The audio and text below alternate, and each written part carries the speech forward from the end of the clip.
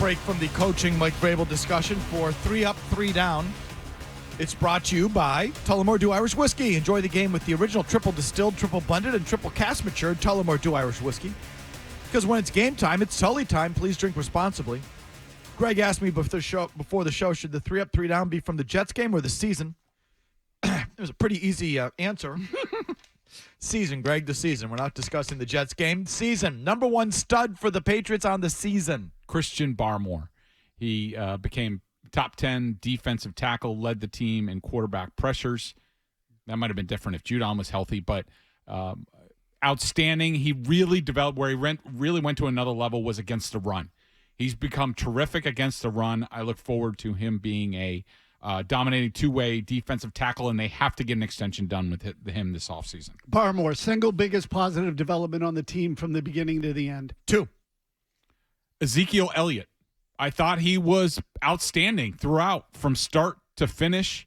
He was a really good player for this team, arguably the most consistent offensive player this year. I thought he was great. Jabril Peppers. I'm not a huge fan. I think he's more of a run game player. But overall, again, beginning to end, factored in turnovers, proved to be a good leader, played hard, beginning to end. A lot to like about his year. 3. I don't disagree with Peppers. I should do another defensive player considering the breakdown of the team, but I'm sorry. David Andrews, he was outstanding this season considering the absolute crap show that was going on next to him at the guard spots, let alone the tackle spots. I thought he had perhaps his best season this year. I thought he was terrific, played every single game, every single snap. He was awesome. Jelani Tavai, I thought he was really good beginning to end. Again, I tried to pick guys, the full body of work, the whole season. And it wasn't perfect, but he was one of their, 4 or 5 best players at a minimum, I think, top 3. 3 down, lot to choose from, hard to pare it down. Let's try. Number 1 down. This is going to be a little bit unfair because he's young and used to play a different position, but Antonio Mafi had the most allowed pressure this year. He did not play well when he was in there. I'm not saying he's going to be a bad player. I think he's got a lot of really nice skills, but he needs a lot of development. But to me, by far, him and number 2 on my list, Bedard and Lowe, they were very close to each other. They just weren't good enough, and the offensive line is what really did this team in this year. Mac Jones.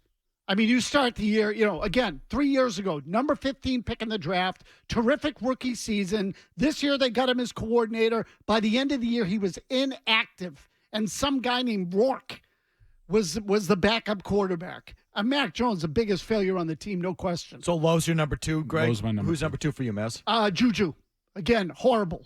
Juju one. Smith-Schuster had 260 yards receiving all season. Amari Cooper had 265 in one game, and he plays for Cleveland.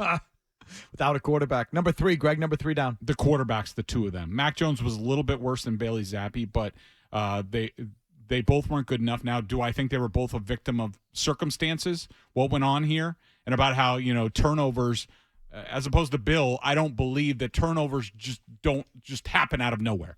I believe that they are a product of what you put around players, especially the quarterback position. And when you get them crappy blocking, no running game, no targets, you're going to have a lot of turnovers.